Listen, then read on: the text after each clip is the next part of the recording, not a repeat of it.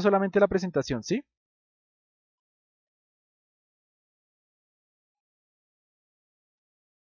Aparece los Sí, circuitos señor. integrados, listo. Entonces, vamos a ver rápidamente, entonces es como la apertura del tema de los circuitos integrados. Nosotros ya habíamos visto anteriormente los transistores como tal, ¿listo? Que son como los que le abren y dan paso en la parte electrónica a toda la revolución electrónica.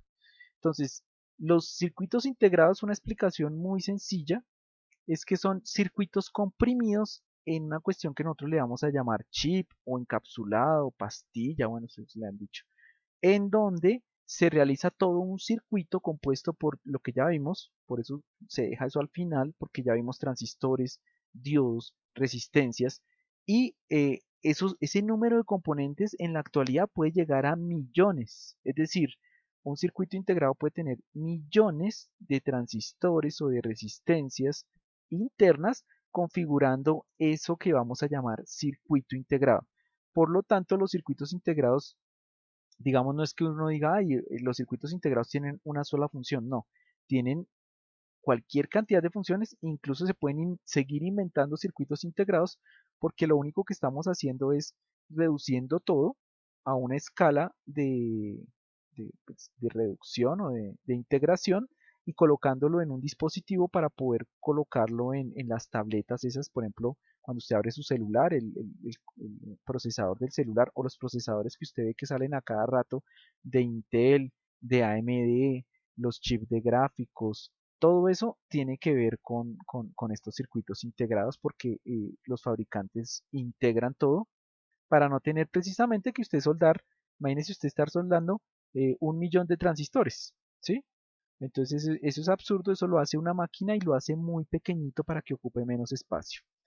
Entonces, hubo una época en los 70 donde aparece lo que llaman aquí el boom de los circuitos integrados.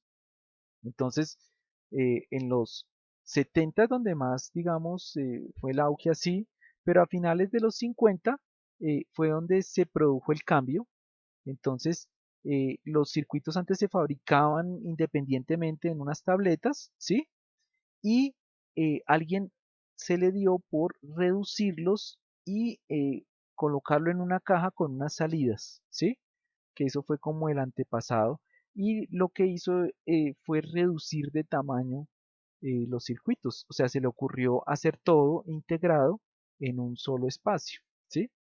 Los aparatos electrónicos todos vienen en la actualidad, si usted ve las lavadoras, las neveras ya traen electrónica integrada y muchas veces los chips pequeños dedicados son los que tienen, sin hablar por ejemplo de que en los 70 cuando ya Casio hace su reloj digital, acaba con los relojes, digamos ahorita es un lujo tener un reloj de cuerda, los relojes ahora son digitales, sin hablar de los teléfonos celulares y las calculadoras, todo eso no sería posible sin los circuitos integrados.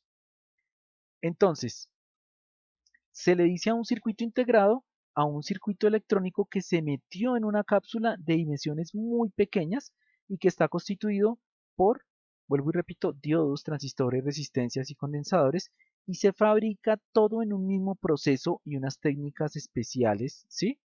Y tiene una función entre comillas concreta, aunque dependiendo de, por ejemplo, si ustedes están viendo en pantalla, aquí tenemos un circuito integrado que tiene, perdón, que tiene demasiados pines. Voy a colocar acá el puntero láser y creo que aquí tiene una lupita. Entonces ustedes lo están viendo acá. Este circuito integrado tiene, no sé, unas 80 terminales.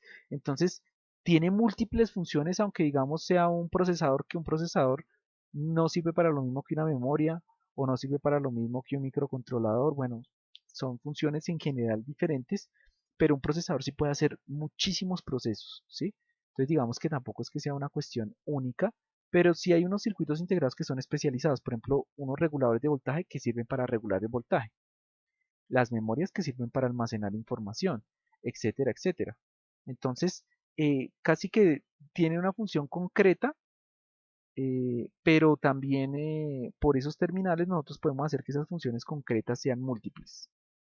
Ventajas e inconvenientes de esos circuitos integrados. Entonces, ventajas, el tamaño reducido y pues lo que permite eso es que se pueda hacer circuitos muy complejos, pero usted solamente tenga, en vez de un poconón de conexiones, solamente 16, 12 o 8 terminales de salida que son más fáciles de fabricar. Ahora, ¿qué le permite eso a las fábricas? Diseñar, fabricar aparatos electrónicos sin tener que volver a hacer de cero, sino que se puede, sobre esto que se llama un encapsulado, puede salir otro más poderoso que tenga las mismas salidas y que venga de la misma forma y usted simplemente cambia uno por otro porque externamente son iguales, pero internamente todo puede ser mejor. Entonces permite que usted haga, eh, por ejemplo, diferentes versiones de un mismo circuito y lo vaya haciendo la versión 1. Eso sucede mucho con procesadores. Entonces sale otro procesador mejor y usted puede, en los PCs, por ejemplo, de escritorio, usted les puede cambiar en la board un procesador menos potente y colocarle uno mucho mejor. Lo mismo con memorias y todo. Entonces, digamos que permite que se pueda reparar incluso también algunas cosas. Pero además de eso, eh, digamos que permite que se acople al aparato que se está fabricando, ¿sí? Y no interesa cómo esté construido interiormente. Lo único que interesa para el electrónico, para la persona que está revisando el circuito integrado, son las conexiones externas, es decir, qué función desempeña cada uno de ellos y los pines, qué función tiene cada uno y hacia dónde se conectan. Aunque internamente uno ya se desentiende de cómo funciona el circuito integrado. Entonces aquí hay dos ejemplos. Uno que lo vamos a ver que es el 555, que es un oscilador, es uno de los circuitos que también revolucionó la historia de la electrónica. Y aquí vemos cómo sería si nosotros lo hiciéramos en discreto. Discreto quiere decir si tuviéramos que colocar los transistores, los condensadores y todas las resistencias ahí. Entonces este sería el circuito que está integrado y se ve como esto de acá. ¿Qué identifica un circuito integrado? Su referencia. Entonces, si trae esta referencia, es este circuito. Si trae otra referencia, puede ser otro. A esto se le llama encapsulado y en ese encapsulado podemos tener este 555 o otro circuito integrado con otra función completamente diferente, pero en el mismo encapsulado. Entonces, usted lo va a ver físicamente igual. ¿Qué varía? El código. El código es el que nos dice para qué sirve y uno pues va y lo busca por internet, que es el dispositivo. Aquí tenemos un registro de corrimiento, un flip-flop, y aquí aparecen también en discreto cómo tendría que conectar yo todo. Estos son de los primeros circuitos integrados que son los más básicos. Si ya uno se va a poner a mirar el mapa de un procesador actual, pues son millones de transistores los que están conectados dentro de un circuito, ¿sí? Entonces, ¿qué permite? Pues fabricar mucho más. Si se fabrican muchísimos, pues van a costar mucho menos. eh, Fabricar en serie, aumentar la velocidad de respuesta, bueno, etcétera, etcétera. Voy a pasarme esto, lo explico mejor mañana lo que son ventajas y desventajas, ¿sí? Y digamos que también tienen unas cuestiones y es que el voltaje con lo que trabajan entonces es limitado. Por ejemplo, cuando estamos hablando de que tiene tecnología con transistores PNP y NPN, más o menos, el voltaje de colector que se puede trabajar no puede superar más o menos los 20 voltios. Igual uno le toca ver en la hoja de datos cuál es el voltaje máximo de cada uno de esos elementos. Y lo otro es que esos circuitos integrados generalmente no trabajan con potencia, o sea, son con potencias bajas y las potencias disipadas no son altas, entonces un circuito se puede llegar a quemar en un integrado muy fácilmente, sobre todo si son de estos bien pequeñitos. Estos ya traen disipadores y de pronto aguantan un poco más de corriente, pero no es normal que un circuito integrado sirva para manejar corrientes muy altas, ¿sí? Aquí tenemos microprocesadores, entonces esas son de las mejoras. Entonces nosotros ya tenemos un microprocesador que puede tener 80, 100, 200, 500 pines y se puede interconectar. Eso pues lo tienen los celulares, los computadores, cualquier equipo de procesamiento tiene un controlador. Bien. Y lo otro es que cada vez son más pequeñitos. Entonces, por ejemplo, en su celular, el procesador de su celular puede tener este tamaño y dentro tener billones o billones de transistores.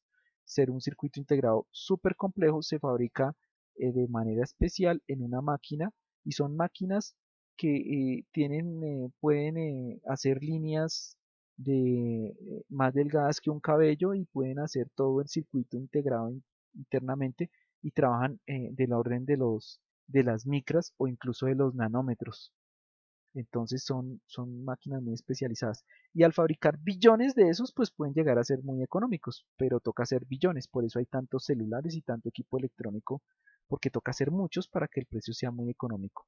Si uno hace un solo circuito integrado aparte, pues sale carísimo, ¿sí? Etcétera, etcétera.